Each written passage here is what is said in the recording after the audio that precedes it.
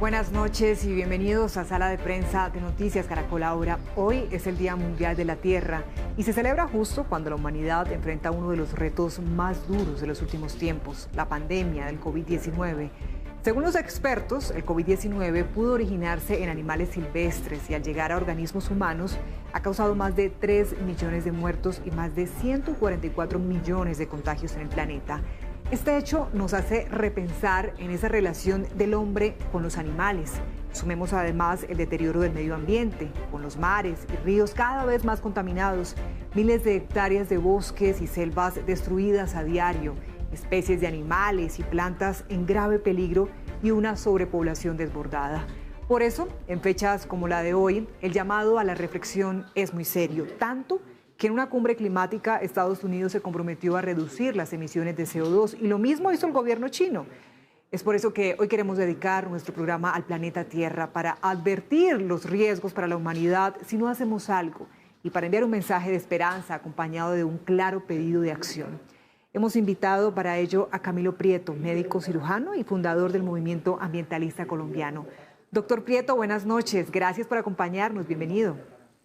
Muchas gracias por la invitación y bueno, pues muy feliz de poder compartir este espacio con ustedes. Comencemos hablando de qué tan enfermo está el planeta, doctor Prieto.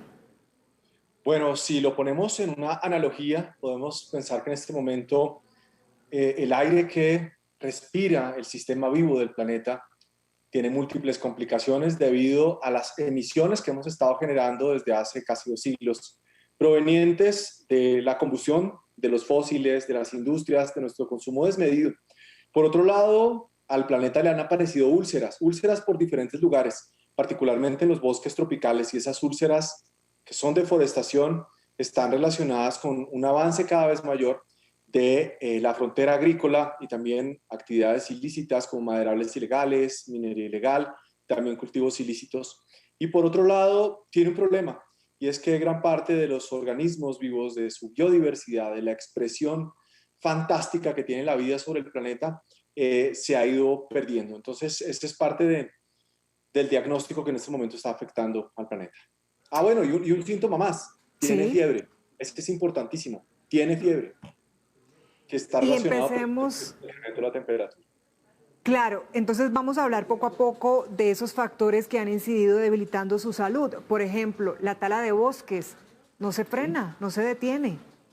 Sí, imagínate que pues uno pensaría que el año 2020 se supone que era el año en el que el planeta iba a descansar, ¿no? Se repetía mucho esa frase por redes sociales, medios de comunicación, lo hablaba uno en las conversaciones familiares, y la realidad que nos muestra, el año 2020 es un año donde particularmente creció la deforestación en el Amazonas de manera muy relevante. Estamos hablando de un incremento de un 17%, cual es alto. Estamos hablando que el año pasado la Amazonia perdió alrededor de 2.3 millones de hectáreas. De esas 2.3 millones de hectáreas, 1.500.000 se concentraron en Brasil y 140.000 en Colombia. Y hubo un incremento de aproximadamente 53% si comparamos la deforestación de la Amazonia en Colombia 2019-2020. Y si ponemos el foco, yo quiero invitar a los televidentes de Caracol que hagan este ejercicio cuando termine la emisión y busquen en la aplicación de Google, de Maps, y ustedes pueden aproximarse a la Amazonia de Colombia y van a ver cómo se está parcelando. Por ejemplo, la serranía del Chiririquete, que el año pasado perdió 1.000 hectáreas. Ustedes se aproximan a diferentes municipios y van a ver lotes. O sea, la selva se está loteando. Entonces, el año pasado hubo confinamientos, hubo medidas de cierres, el comercio se detuvo, pero las mafias de la deforestación no se detuvieron en Colombia ni en el mundo. Y puedo decir sin lugar a dudas que el problema ambiental más grave que tiene nuestro país es ahí. De hecho, cuando miramos el balance de emisiones de gases de efecto invernadero, el lugar donde Colombia, ese segmento donde mayores emisiones generamos, está relacionado con la deforestación y con la transformación del uso del suelo. Entonces, el balance, insisto, por ponerle un nombre a ese síntoma, hacer la analogía con la salud que me gusta cuando empezaste a construir, es esas úlceras del planeta que particularmente en Colombia se expresan en la Amazonía, están directamente relacionadas con la destrucción de nuestros bosques. Con la destrucción. Doctor, antes de continuar con esos factores, nos quedamos entonces con una falsa ilusión de que el planeta tuvo un respiro durante este año de pandemia. Mira, total, miremoslo en números. se había dicho inicialmente de una cifra controversial que se decía que el CO2 había reducido en términos generales en el planeta por la disminución del consumo de energía. Entonces uno puede generar ciertos escenarios de esperanza, pero, cuando uno analiza el detalle de las emisiones de ciertos países, por ejemplo Brasil, dependiendo de la fuente que uno lea, Brasil incrementó sus emisiones en un 10 al 20%. Y así pasó con varios países. Y uno dice, ¿y de dónde están tantas emisiones si la economía se detuvo? Pues las emisiones están directamente relacionadas con la quema y tala de bosques, que al destruirse, al aniquilarlos, al depredarlos, liberan CO2 a la atmósfera y también otro tipo de gas de efecto invernadero. Bueno, y se suma a la lista la contaminación. Sí, salió un estudio interesantísimo, doloroso pero interesante, publicado el mes pasado, en el que hacen un recálculo de cuántas vidas al año nos cuesta la contaminación del aire en el mundo. Y teniendo unos factores de corrección, estamos hablando que la contaminación del aire en las exterior, sin contar el interior, supera los 8 millones de vidas humanas. Lo que ocurre es que como es una muerte crónica, lenta, a veces la gente ni siquiera lo asocia. Pero cuando miramos en Colombia, al año se pierden 17.000 vidas, 17.900 vidas, por deterioro de la calidad del aire, y los problemas que uno se pensaría que son pulmonares principalmente no, son cerebrovasculares, cardiovasculares y también pulmonares, como lo es el cáncer de pulmón. Fíjense que preciso el año pasado se decretaron alertas ambientales en diferentes ciudades del país. Entonces, ahí hay un asunto que preocupa, y es que necesitamos que tanto los ciudadanos como los gobiernos locales empecemos más a detectar ese enemigo silencioso en el que hemos convertido al aire, porque el aire nos permite vivir, pero el aire contaminado, que muchas veces no le sentimos esos aromas, sí está cargado de material particulado, y eso sin duda pues nos está robando vidas acá en Colombia y en diferentes regiones del mundo. Sí, señor. ¿Y qué hay de las especies amenazadas, doctor Prieto? Bueno, hay varias cosas con esto que preocupan. Quiero referirme particularmente a la pesca marina, que es una extracción que la podemos definir de esta manera. Yo creo que es la única actividad industrial que explota fauna silvestre. No existe ninguna industria en el planeta que se enfoque en la fauna silvestre. De hecho, la fauna silvestre está protegida, pero en el mar se han abierto unas licencias pues, para que se pueda extraer y explotar la fauna marina teóricamente de manera sostenible. Pero cuando uno revisa la literatura, mire estos contrastes de cifras. Se supone que el año pasado tenemos un alivio, que recibimos un alivio, y es que se dejó de sobreexplotar varios bancos pesqueros, varias reservas de pesca. Entonces uno dice, wow, punto positivo, chulito. Pero cuando uno depura esa información y empieza a mirar qué está ocurriendo con las especies, hay una revisión sistemática muy interesante. Cogieron 1.000 especies de las más frecuentemente comercializadas y encontraron que cerca del 80% están siendo explotadas de manera insostenible y un poco menos del 20% de manera sostenible. Entonces, son datos que lo dejan a uno alertado. Y lo otro es que esa explotación de la fauna silvestre en mar y en tierra, sobre todo en tierra, favorece la migración, el salto de interespecie de patógenos, de microorganismos que normalmente viven en los animales y saltan a los seres humanos. Este no es un fenómeno nuevo, ¿no? Hay que recordar que el 70% de las enfermedades infecciosas en los seres humanos son zoonosis, es decir, provienen de los animales. Y a medida que avanza la destrucción de los bosques, hay mayor probabilidad de contacto entre los seres humanos y enfermedades que habitualmente no nos dan a nosotros, sino solo a los animales. De esto, por ejemplo, hay evidencia muy importante. En el COVID quiero aclarar que todavía hay controversias de si el pangolín, si migró de diferentes especies, pero lo que ya hay evidencias contundentes, y quiero resaltarlo, es en malaria, en Zika y en ébola virus. O sea, estas migraciones de estos microorganismos han sido generadas por la destrucción de los bosques, el tráfico de fauna y pérdida de la biodiversidad. Es decir, es como un efecto de acción-reacción. Lo que nosotros le hacemos al planeta, asimismo también se devuelve. Así lo recibimos. Qué interesante, qué fuerte, y no somos conscientes de eso. Doctor Prieto, siguiendo en esa lista del diagnóstico de esas causas, ya hablamos de la contaminación, hablamos de las especies amenazadas, hablamos de la tala de bosques, de deforestación. ¿Qué más nos falta? Bueno, hay un asunto que no quiero dejar de mencionar y tiene que ver de nuestra relación con los alimentos, la manera como empacamos los alimentos y lo que eso termina generándole al mundo y a nosotros mismos. En enero de 2021 sale un estudio con este título que me llamó mucho la atención, se llama Plasticenta. Cuando dije, ¿qué es Plasticenta? Pues el título hacía referencia a la primera detección en seres humanos de microplásticos en las placentas humanas.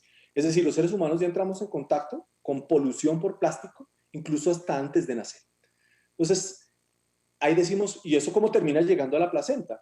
¿Y cómo termina llegando a fosas marinas por ahí hasta 10.000 metros de profundidad los empaques plásticos?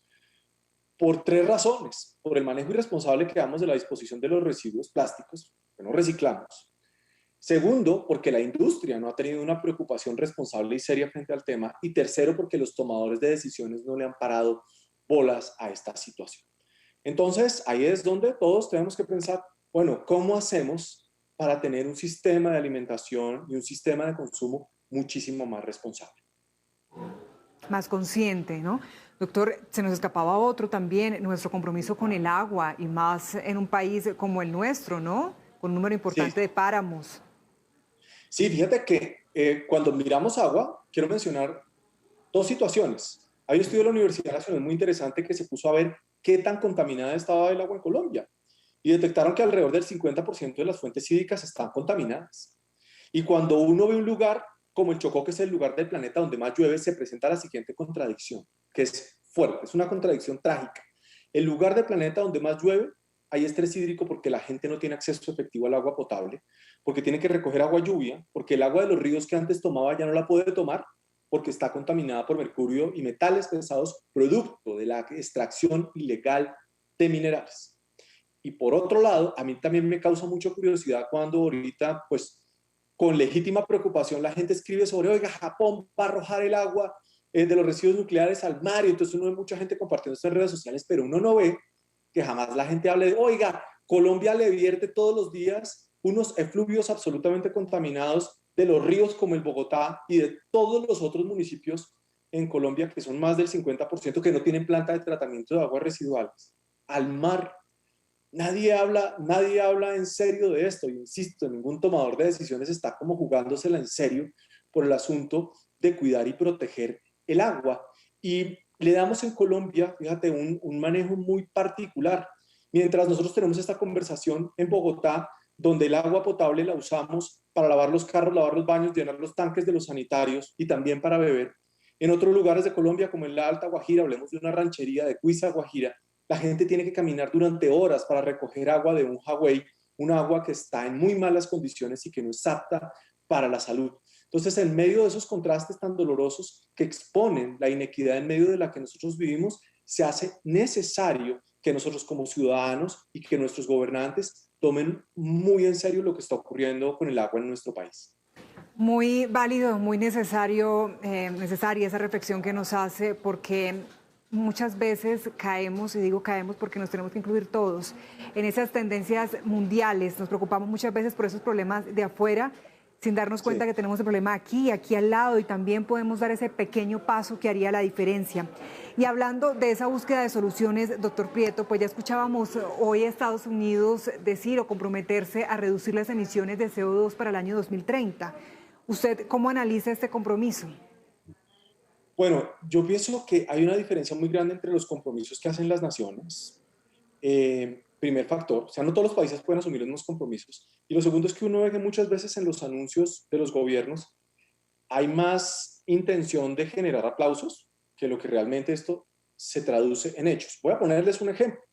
Colombia se comprometió a una reducción de emisiones del 51% de aquí al 2031 y dice, ¿cómo lo vamos a cumplir? Entonces uno miremos lo que hay en la promesa televisiva y en la promesa ante el mundo y en la realidad. Y cuando miramos en la realidad, pues no es solamente sino mirar el texto de la reforma tributaria, donde ahora se le incluye IVA a los paneles solares, a los inversores de carga y a los reguladores de carga para las baterías.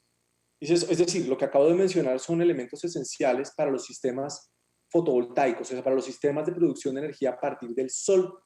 Entonces, pero ¿cómo así le vas a poner IVA a la generación de energía que tiende a descarbonizar la economía? O sea, a hacerla más sostenible. No es coherente, ¿no? Que por un lado yo diga, voy a reducir emisiones, pero que esté grabando a las energías renovables, que esté privilegiando los fósiles y que adicionalmente aún no tengamos una claridad de cómo se va a controlar la deforestación en el país, porque lo acabamos de hablar hace unos minutos en las cifras. Una cosa es el anuncio presidencial y otra muy distinta, lo que pasa en los territorios con la ausencia de autoridad ambiental y lo que pasa en textos muy claros como está en la reforma tributaria. Entonces, esa distancia es preocupantemente grande, es decir, entre la palabra y los hechos. Uh-huh. ¿Y qué papel juegan países como China y la India en esta cruzada, doctor Prieto? Bueno, hay dos situaciones interesantes. Con China, con la India, hablemos primero de la India.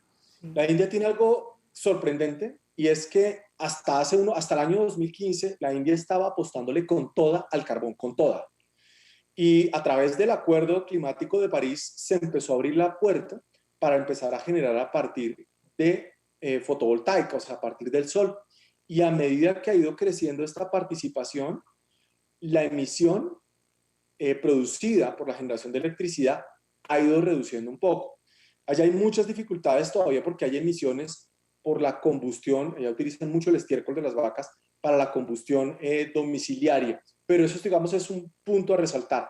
Con China hay muchas dificultades, pero hay un asunto y es que aunque tienen disparada ahorita en el consumo de carbono, y de hecho uno ve que todavía hay plantas que están construyendo, China es uno de los países que más ha crecido en energía fotovoltaica y ahora también están creciendo en el diseño, ojalá lo implementen para ellos y para el mundo, de un nuevo tipo de reactores nucleares de cuarta generación que incluso permiten reciclar los residuos nucleares. Esto es un proyecto que están haciendo con una compañía de los Estados Unidos.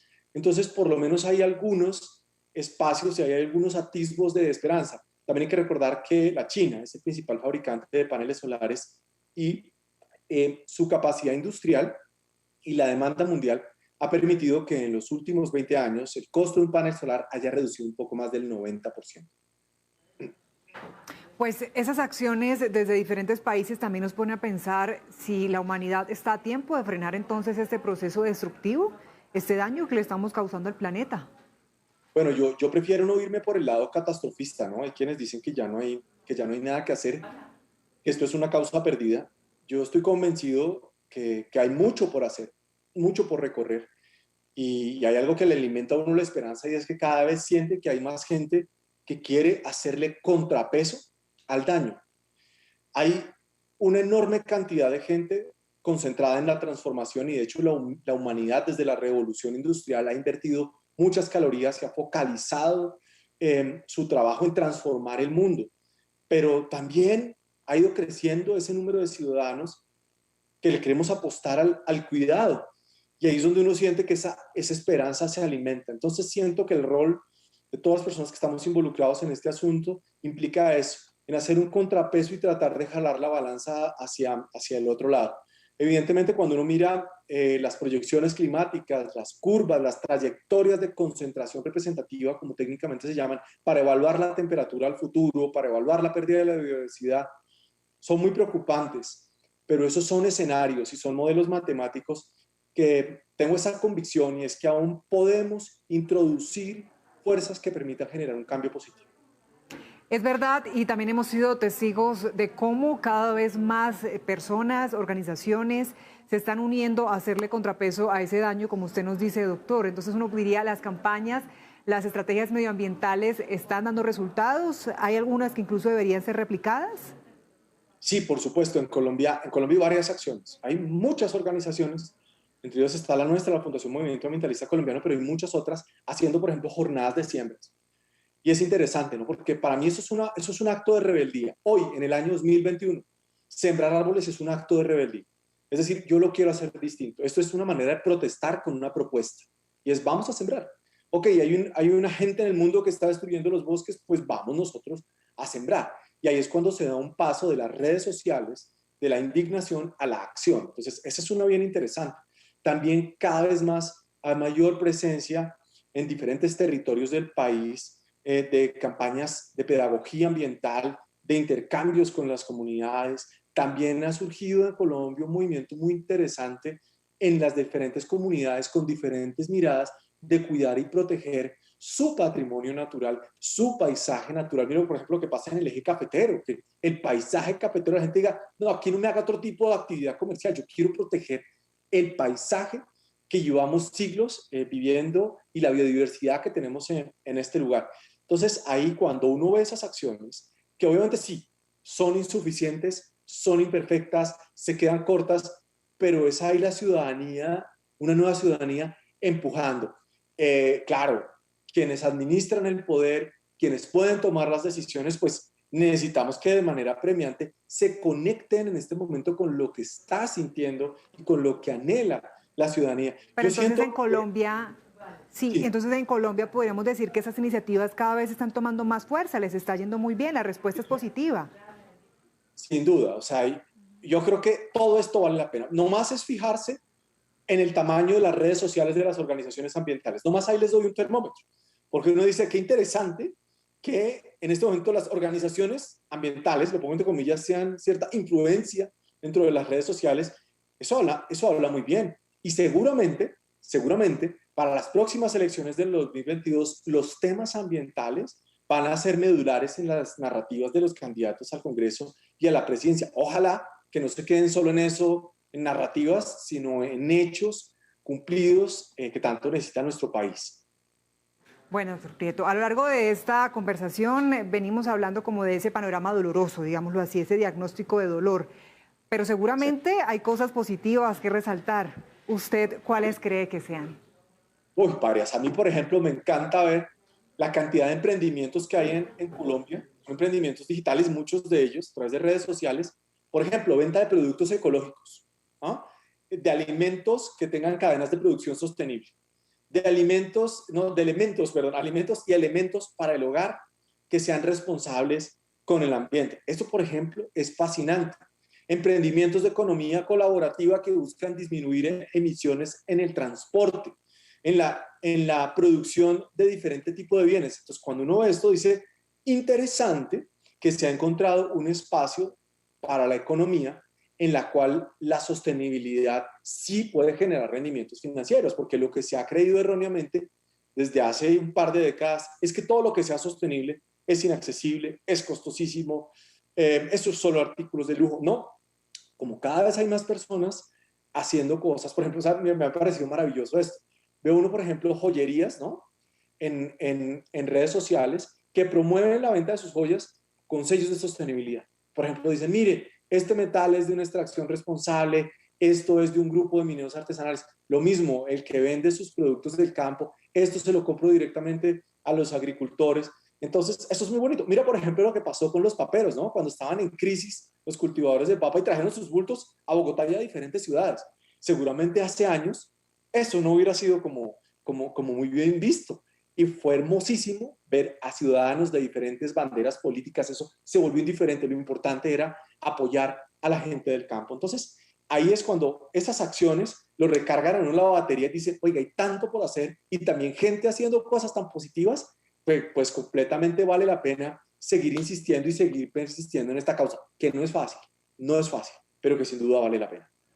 Pues, doctor Prieto, le agradecemos mucho acompañarnos esta noche en Sala de Prensa para conocer esos dos lados.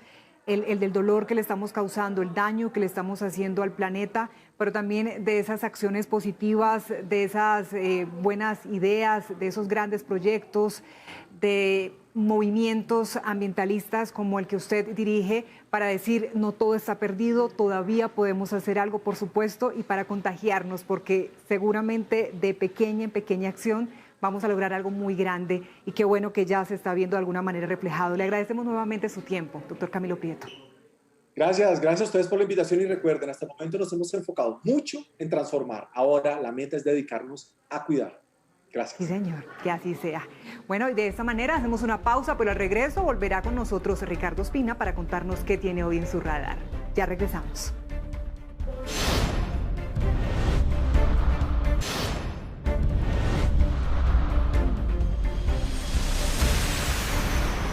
Ya estamos de regreso, somos Sala de Prensa de Noticias Caracol Ahora y Ricardo Espina, director de Servicios Informativos de Blue Radio, nos cuenta qué tiene hoy en su radar. Ricardo.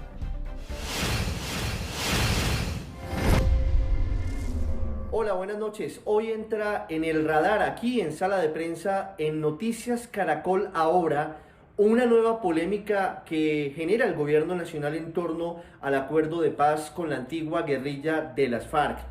Todo inicia con una declaración que entregó la canciller Claudia Blum ante el Consejo de Seguridad de Naciones Unidas, en una sesión en la que ese organismo presentaba el más reciente reporte sobre la implementación del acuerdo firmado el 1 de noviembre del año 2016, en el que hubo gran preocupación por el asesinato de líderes sociales y de excombatientes y por la violencia en algunas zonas del país, particularmente en el Cauca.